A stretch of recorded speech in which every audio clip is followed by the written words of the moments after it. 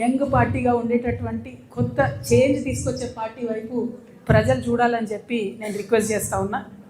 At the same time మీరు BRS party పెట్టినటువంటి సభను అబ్జర్వ్ చేసినట్టయితే కేంద్ర ప్రభుత్వాన్ని పల్లెత్తు మాట అనలేదు. జాతీయ పార్టీని అని చెప్పుకునేటటువంటి పార్టీ ఇవాళ దేశవ్యాప్తంగా చర్చ అవుతున్న అంశం ఏంది? మహిళా బిల్లు, డీలిమిటేషన్. ఈ రెండిటి మీద కనీసం పల్లెత్తు మాట అనలేదు. ఆడబిడ్డలకు ఒక భరోసా ఇవ్వలేదు. రాజకీయంగా మీరు ముందుకు రావడానికి మేము నిలబడి ఉంటాం, మీకు అండగా ఉంటాం అనే భరోసా ఇవ్వలేదు. అంటే ఆ పార్టీల ఆడబిడ్డలకు ఎప్పుడు గౌరవం ఉండదు అనుకోండి, అది వేరే విషయం. కానీ చూస్తే మందేమనుకుంటారు అనడానికన్నా కనీసం మరి మహిళా బిల్లు పోయింది, మేము జాతీయ పార్టీ, దాని మీద మాకు విధానం ఉంటుంది, దీని మీద మేము పోరాటం చేస్తామన్న మాట కూడా బీఆర్ఎస్ పార్టీ మాట్లాడకపోవడం అన్నది నిజంగా శోచనీయం.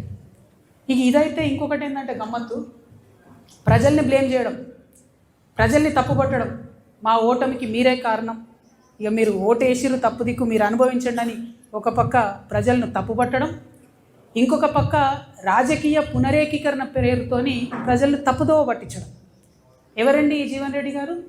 ఆనాడు వైఎస్ రాజశేఖర రెడ్డి ఉన్నప్పుడు ఉద్యమం కోసం రాజీనామా చేసి ముందుకెళ్తే 2 సార్లు ఉద్యమ నాయకత్వం మీద పోటీ చేసిందే ఈ జీవన్ రెడ్డి గారు. పచ్చి తెలంగాణ వ్యతిరేకి. రాజశేఖర రెడ్డి ఉంటే చాలు నాకు తెలంగాణ ఎందుకన్న వ్యక్తిన. అంటే రాజకీయ పునరేకీకరణ పేరుతోని తెలంగాణ వ్యతిరేక శక్తుల్ని తీసుకొచ్చి తెలంగాణ పునర్నిర్మాణ యజ్ఞం చేస్తామని చెప్తే ఇక ఒక్కటే అర్థమైంది నాకు, 1000 ఏళ్ళైనా బీఆర్ఎస్ పార్టీ మారదు. తెలంగాణ ఉద్యమకారుల గురించి ఒక ఊసు లేదు, తెలంగాణ ఉద్యమకారుల గురించి ఒక మాట లేదు. కాంగ్రెస్ ప్రభుత్వం తెలంగాణ ఉద్యమకారుల్ని మోసం చేస్తూ కేకే కమిటీ వేస్తామని కాలయాపన చేస్తే ఒక్క మాట కనీసం బిచ్చమెత్తుకుంటున్నాడు ఉద్యమకారులు. రేపు భిక్షాటన చేస్తారట. అవమానం అనిపిస్తుంది, కళ్ళకి నీళ్ళు వస్తున్నాయి, దుఃఖం వస్తుంది. పిడికిలెత్తి పోరాడినటువంటి నా ఉద్యమకారుల అన్నదమ్ములు బిచ్చమెత్తుకుంటారు ఇవాళ రోడ్ల మీద. మరి ఏం పునరేకీకరణ?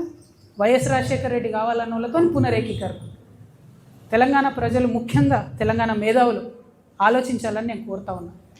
ఇక వీళ్ళు ఒక రకమైతే కాంగ్రెస్ పార్టీ పెద్ద సభ అధికారంలో ఉన్నారు, ఆర్భాటం హంగు, పెద్ద సభ పెట్టి ఏం మాట్లాడతారు వాళ్ళు? గుంటనక్క నిన్న ఢిల్లీ పోయింది, గుంటనక్క నిన్న ఢిల్లీ పోయింది. గుంపు మేస్త్రి ఏమంటాడు? ఆ గుంటనక్క ఢిల్లీకి ఎందుకు పోయిందో నాకు తెలుసు, ఆర్ఎస్ఎస్ పెద్దల్ని కలవడానికి పోయింది, కాళేశ్వరం కేసు లేదో అవుతుంది అందుకే పోయింది. నాకు సంపూర్ణంగా కోర్ట్స్ మీద విశ్వాసం ఉందండి, నాకు సంపూర్ణంగా కోర్ట్స్ మీద వాళ్ళ జడ్జిమెంట్ మీద విశ్వాసం ఉంది.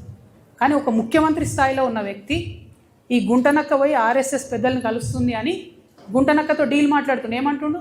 నువ్వు చెప్తావా, నువ్వెవరు కలిసినావో నేను చెప్పాలనా? అరే నీకు తెలుసు, నువ్వు చెప్పాలి కదా ప్రజలకు, నువ్వు ముఖ్యమంత్రివి కదా, నీకు బాధ్యత ఉంది కదా. అట్లా కాకుండా డీల్ మాట్లాడుతున్నాడు. నీకు తెలుసా, నాకు తెలుసు, నువ్వు ఎక్కడికి పోయినావో నేను చెప్తా. ఏం మాటలు ఇవి?